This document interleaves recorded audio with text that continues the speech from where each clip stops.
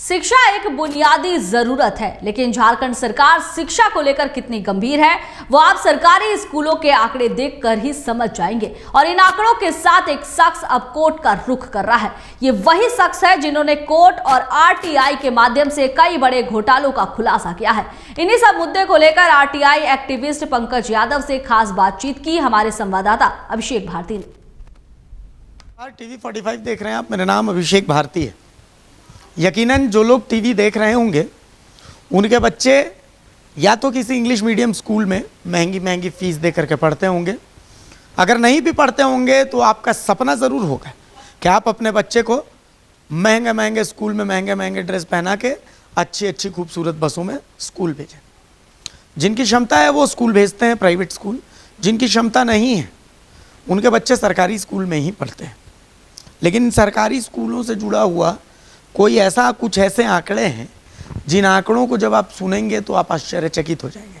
जैसे अभी मैंने सुना कि झारखंड में 7,000 से ज़्यादा ऐसे स्कूल हैं जो कि सिर्फ एक शिक्षक के भरोसे हैं। मैंने सुना तो मैं सोच में पड़ गया। तो ऐसे एक शख्स हैं जो मेरे साथ हैं जिन्होंने ये आंकड़ा खोजा है। पंकज यादव हमारे साथ हैं। पंकज किसी परिचय के मोहताज नहीं है। जितनी उथल पुथल चाहे सरकार में चाहे विपक्ष में जो भी देख रहे हैं उसमें कहीं ना कहीं बहुत हद तक पंकज भी जिम्मेदार हैं। पंकज, बहुत स्वागत है आपका टीवी 45 में। पंकज, आपने जो आंकड़ा बताया सरकारी स्कूलों से जुड़ा वो आंकड़ा तो बिल्कुल अलार्मिंग जिसको कहते हैं, डराने वाला, चौंकाने वाला। जी, ये डराने वाला ही आंकड़ा है। और झारखंड का शिक्षा व्यवस्था, सरकारी स्कूल का शिक्षा व्यवस्था जो है वो बदहाल है। और इस ओर कभी भी किसी भी जनप्रतिनिधि या सरकारी अधिकारी पदाधिकारी की नज़र नहीं जाती है। क्योंकि मैं पिछले 5-6 वर्षों से इस पे काम कर रहा हूँ और मुझे इस बात का इंतज़ार था कि आने वाले दिनों में सरकार के बदल जाने से या व्यवस्था बदल जाने से चीज़ें बदलेंगी, लेकिन ऐसा कुछ नहीं हुआ। झारखंड के 36,000 स्कूलों में से 7,000 ऐसे स्कूल हैं जो सिर्फ एक शिक्षक के भरोसे संचालित हो रहे हैं। एक शिक्षक के भरोसे 7,000 से अधिक स्कूल संचालित हो रहे हैं। उसी प्रकार 15,000 से ऐसे अधिक स्कूल हैं जो 2 शिक्षक के भरोसे संचालित हो रहे हैं। यानी आप समझ सकते हैं कि एक ही शिक्षक मैथ, फिजिक्स, केमिस्ट्री भी पढ़ाते हैं और वो हिंदी, गणित भी पढ़ाते हैं और वो राशन का भी ख्याल रखते हैं, मिड डे मील का भी ख्याल रखते हैं। तो आप समझ सकते हैं कि झारखंड का शिक्षा व्यवस्था किस हद तक बदहाल है। एक बड़ा इंटरेस्टिंग आंकड़ा आपने दिखाया कि मतलब जो जनरल लोग होते हैं, सामान्य श्रेणी के जो लोग होते हैं, कितने फीसदी उनके बच्चे सरकारी स्कूलों में जा रहे हैं। तो जो उस आंकड़े को जब हम देख रहे हैं तो बड़ा आश्चर्यचकित करने वाला, मतलब लोगों ने कभी सोचा नहीं होगा। जी, मैं आपको बता दूं 2021 में 46 लाख बच्चे, 2021-23 की आंकड़ा की बात कर रहा हूँ, 22 की बात कर रहा हूँ मैं। उसमें 46 लाख कुल बच्चे थे पहले से लेकर 12वीं तक। उसमें से 46 लाख में से आपको मान लीजिए 45 लाख से अधिक बच्चे ST, SC, OBC के थे और मात्र 1 लाख बच्चे ही सामान्य श्रेणी के थे। वर्तमान का जो आंकड़ा है वो 22-23 का जो आंकड़ा है उसमें 50 लाख पहला से लेकर 12वीं तक के बच्चे, 50 लाख बच्चे इनरोल हैं, मतलब पढ़ाई कर रहे हैं सरकारी स्कूलों में।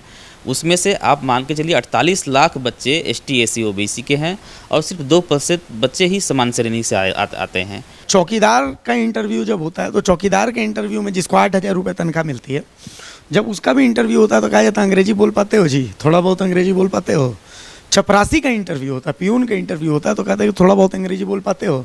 तो जब अंग्रेजी बोलवाना है तो फिर जो 0 क्लास से लेके इंटर तक हिंदी मीडियम स्कूल सरकारी क्यों चलता है? मतलब इसको लेकर के भी आपका देखिए ये सबसे महत्वपूर्ण पॉइंट है। आप समझिए कि जब बच्चा 10th पास करता है तो 10th पास करने के बाद उसे मेडिकल इंजीनियरिंग का एंट्रेंस देना होता है, क्लैट का देना होता है, NDA का देना होता है, सब CDS का देना होता है। तो उन सभी एंट्रेंस एग्ज़ाम की परीक्षा इंग्लिश माध्यम से होती है। तो आप समझिए कि 50 लाख जो बच्चे अभी पढ़ रहे हैं झारखंड के सरकारी स्कूलों में, वो ऐसे स्कूल टीचर से पढ़ रहे हैं जो इंग्लिश, कुछ बच्चे तो ऐसे हैं से पहले से लेकर 10वीं तक कभी उन्होंने इंग्लिश की पढ़ाई नहीं की। एंट्रेंस, मेडिकल इंजीनियरिंग का और बाकी कॉम्पिटिटिव एग्जाम की तैयारी और प्रिपरेशन जब इंग्लिश माध्यम से होती है तब बच्चों को आप हिंदी मीडियम में क्यों पढ़ा रहे हैं? या तो फिर हिंदी मीडियम से आप एग्जाम लीजिए और आगे का एकेडमिक जो है से आप करवाइए। अभी सही समय है क्योंकि 60% से अधिक पद खाली हैं स्कूलों में शिक्षकों के। आप जो 60% जो पद खाली है उनका भर्ती आप ऐसे योग्य शिक्षक से कीजिए जो इंग्लिश बैकग्राउंड से आते हैं और इंग्लिश मीडियम में बच्चे के माध्यम के किताब पुस्तकों को पढ़ा सकें। इसकी ज़रूरत है वो है विजन। खास करके शिक्षा में आपको विजन की ज़रूरत है। जैसा कि कहते हैं कि वेल एजुकेटेड नहीं, वेल ट्रेंड लोगों को आपको अपनी शिक्षा व्यवस्था से तैयार करना पड़ेगा जो अपनी इकोनॉमी, जो हमारी अर्थव्यवस्था उनके लिए लाइबिलिटी नहीं, उनके लिए एसेट हो। ऐसे लोगों को तैयार करिए शिक्षा व्यवस्था जिनको आप नौकरी देने के लिए, मार्केट उनको नौकरी देने के लिए मरता हो, ना कि ऐसे के लिए जिसमें छांटना पड़ेगा नहीं ये बेहतर है इसको नौकरी पर रखें, बाकी किसी काम के नहीं है। इसी विजन की ज़रूरत है जिसकी विजन की बात पंकज यादव कर रहे हैं।